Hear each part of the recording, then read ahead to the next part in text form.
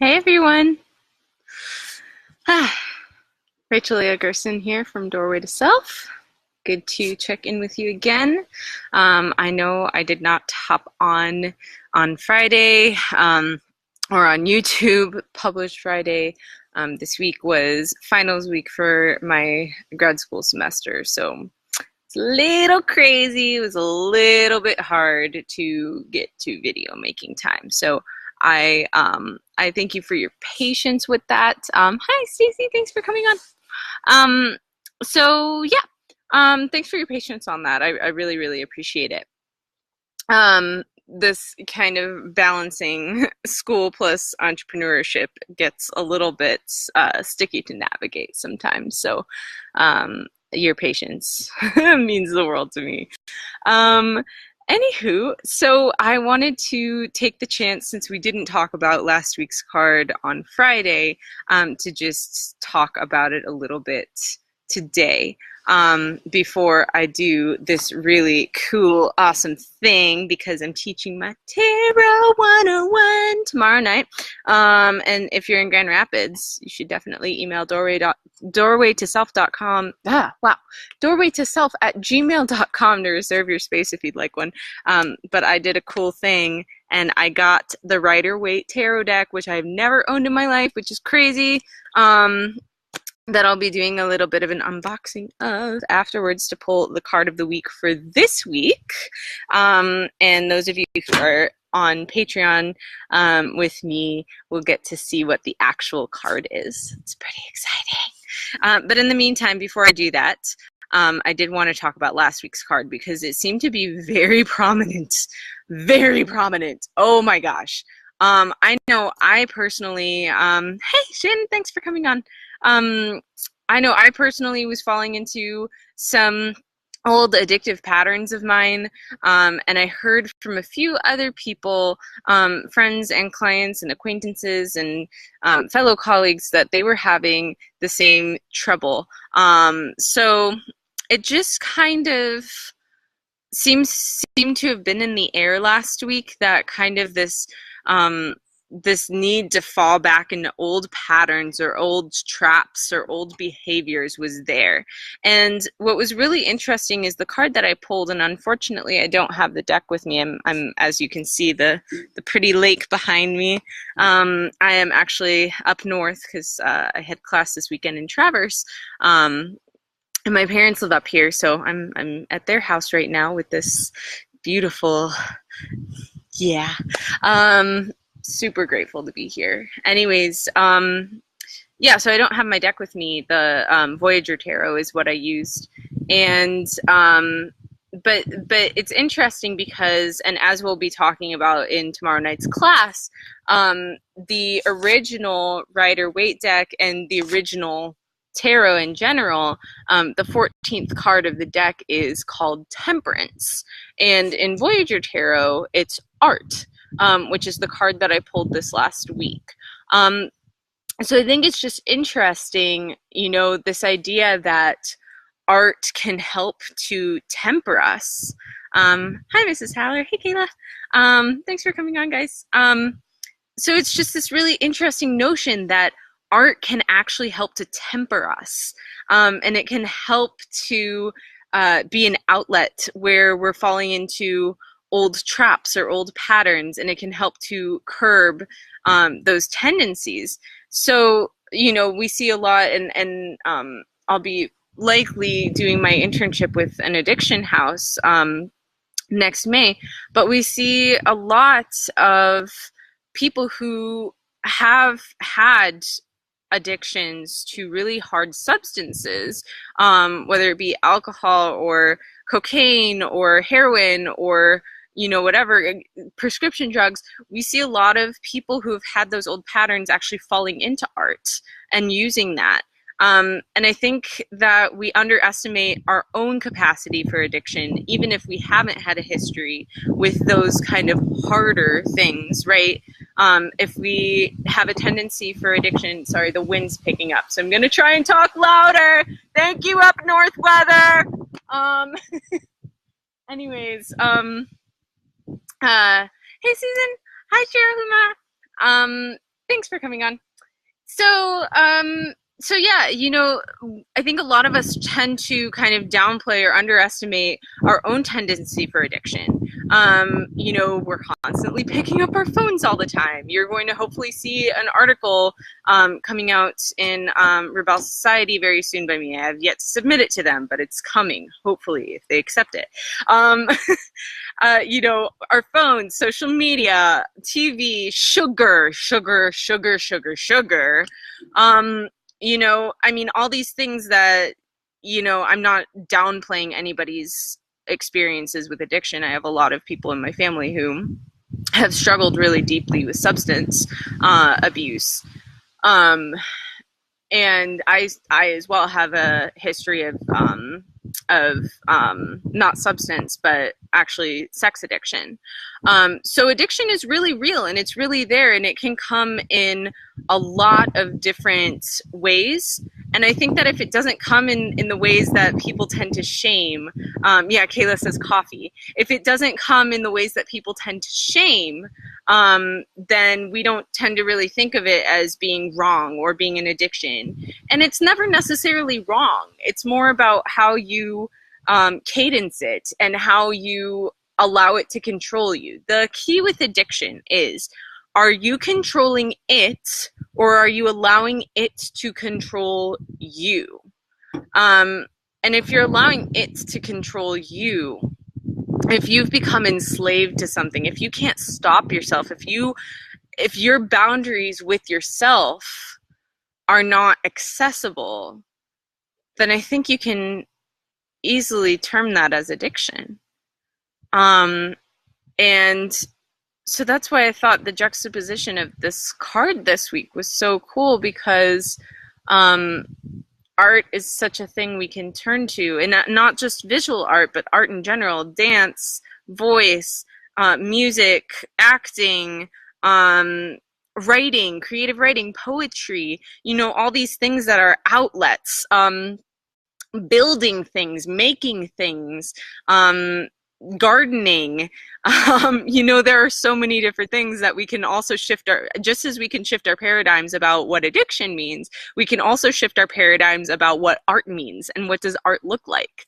And so shifting our paradigms in both things, it can help us to see, okay, what am I addicted to? What am I unable to say no to? Where don't I hold boundaries with myself? And then we're able to say, and how can I meet that on the other side with some form of art or creation, birth, that I can help to birth myself into the next phase of my life.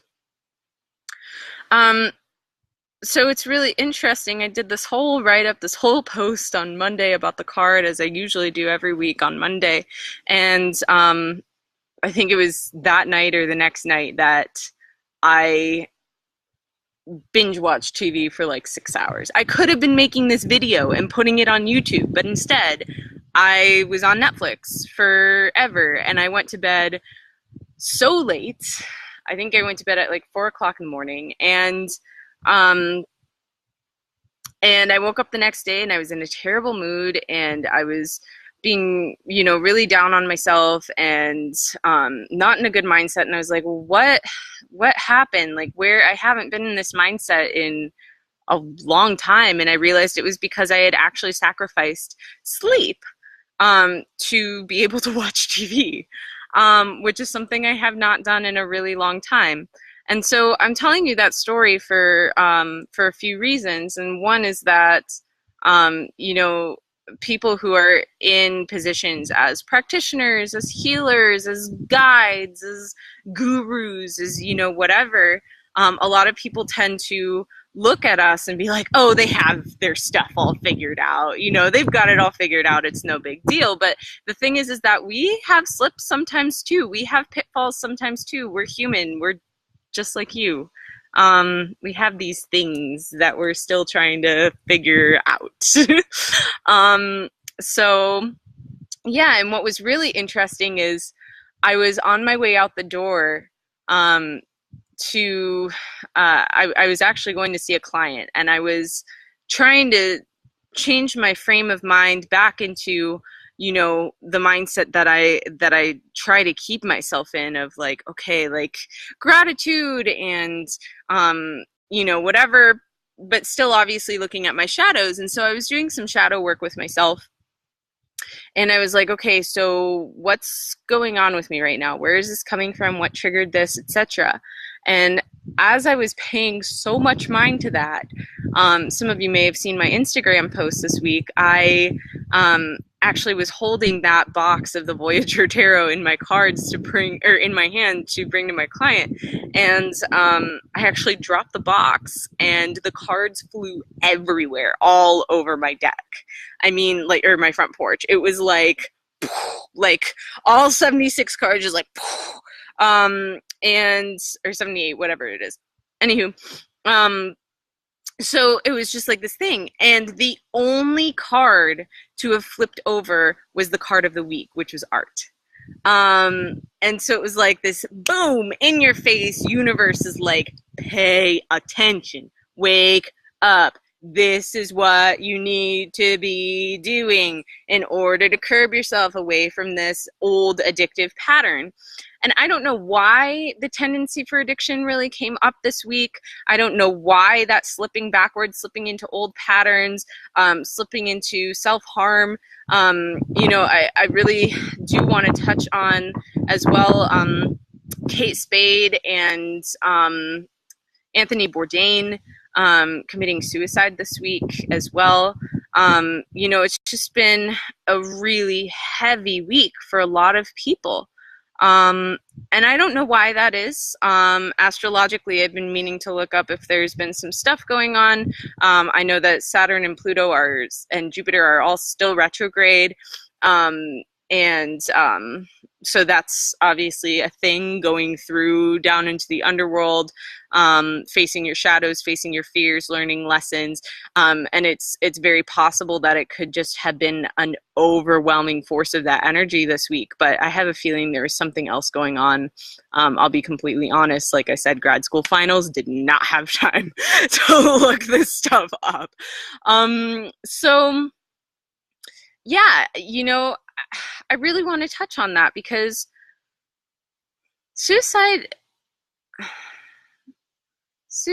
is a really low point.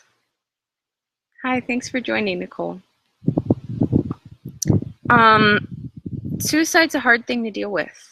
Whether it's somebody who has committed suicide, somebody like a celebrity, like who's done that the last week, people who have been extremely influential in changing people's lives, or if it's a family member or a friend, or if you yourself have had thoughts. I almost took my life when I was 13, so I get it. I get it. I really get it. It's hard. It's hard because the person who's thinking about it, or the person who has done it, is in a place where they don't know how to deal with their own pain anymore. They're in a place where they feel like nobody understands them, nobody is going to understand them, and they can't handle it anymore. And that's really hard.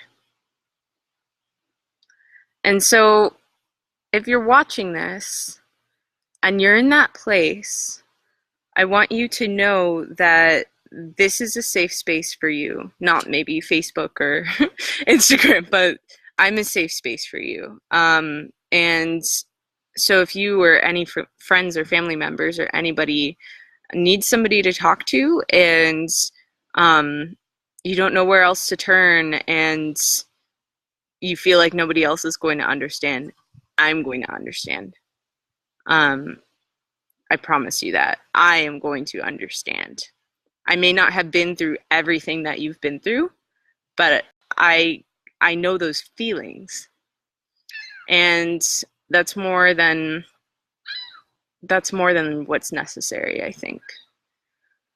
So I did just want to touch on that. And I think that these addictive tendencies and, floating towards that when art, even that creation, even that creative force is drained and you feel like there is no accessing that, um, this week could have been very hard for you. And so I just wanted to take the time to acknowledge that and to tell you that I see you and I hear you and I feel you. So I'd like to take a moment to just maybe close your eyes if you're not driving or operating heavy machinery or anything.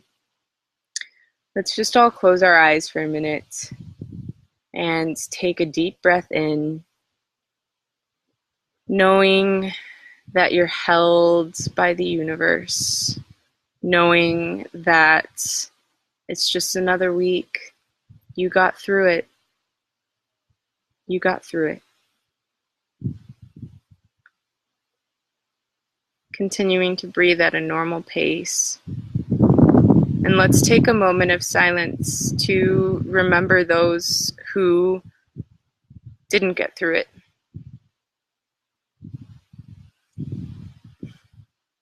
The sun came out at that exact moment. It knows.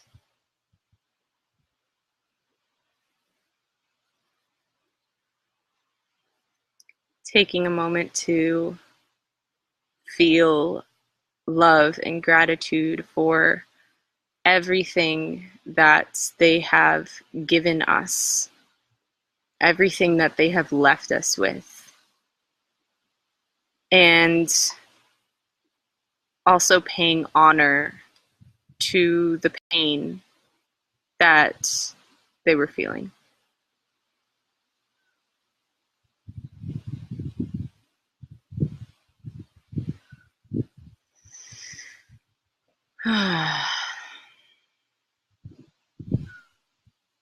Thank you so much for joining me in that. I think it's really important to honor other people's pain, honor other people's troubles, and also honor what they bring to us as well.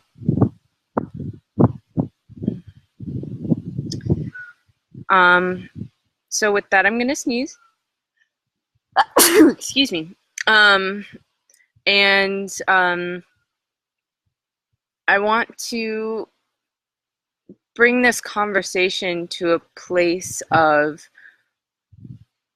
where is your art? Where is that thing that cradles you and also allows you to give birth to new notions of yourself? I know that Kayla commented earlier that for her it's baking, which is awesome. I know a lot of people who turn to baking to help them get through, or as catharsis, or just as a means of creation. I do occasionally, for sure. Somebody else want to share theirs? It could be literally anything. Doing math could be your art.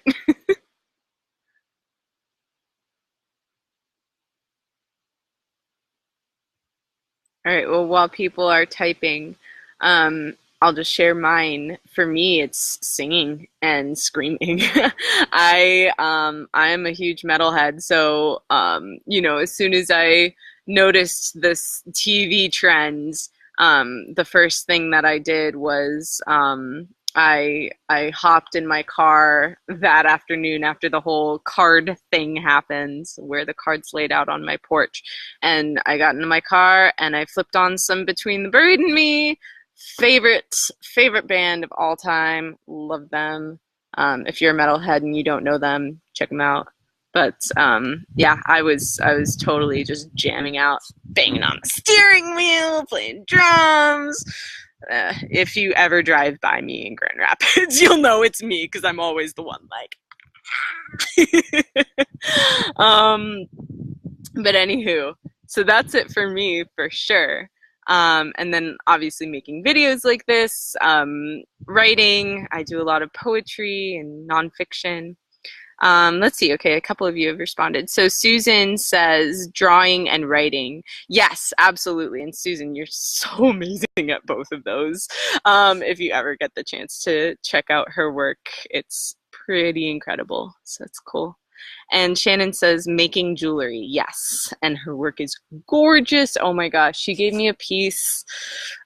She gave me a piece. She knows my birthstone is opal, and she made me a necklace with raw opal in it as a donation for one of my classes, and I started crying when she gave it to me because it's just so amazing.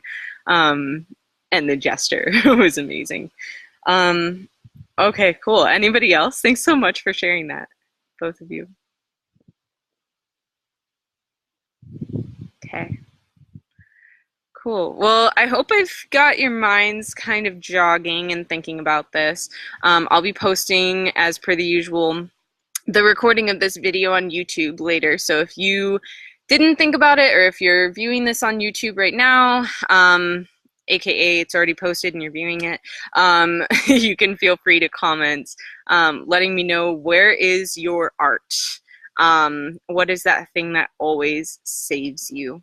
'Cause I want to know, because it's cool and it's inspirational, honestly. So, yeah, and with that, I just want to leave you with this. If you're alive, you're inspirational. The fact that each and every one of you watching is living is amazing. Like, that is a huge feat that I don't think people give credit to. Living is a lot of work. It takes a lot of conscious effort and a lot of unconscious effort. I mean, think about how breathing works, right? It's like, you don't think about breathing most of the time. It's just something that happens. It's just something you do. So, these little things, your organs working on a continual basis, if you're fortunate enough to have that happen, stuff like that we don't really think about, let alone the conscious stuff of all of these emotional things going on, all of these energetic things going on, all of these mental things going on, trying to pay the bills, trying to go to school if you're in school, trying to work if you're working, trying to parent if you're a parent, trying to be a child if you're a child of somebody. Obviously everybody's kind of a child of somebody, but all these things. And so I just really want to take a second to acknowledge you and saying thank you for being alive. Thank you for doing the work. Thank you for putting in the work. Thank you for being here. And that's about all. I'm going to leave you with that. And I am going to come back on pretty soon here to do this unboxing activity here. Yeah, I'm so excited.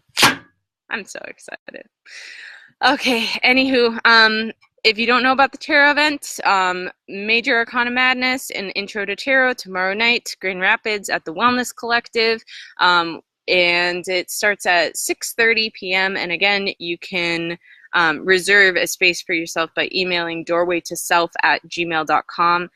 If you're not already following me on Facebook, Doorway to Self, or Instagram @Doorway to Self, or if you're not subscribed to the YouTube channel, please do. I would love to see you on there. I'm so grateful for all of you, and much love. Mwah!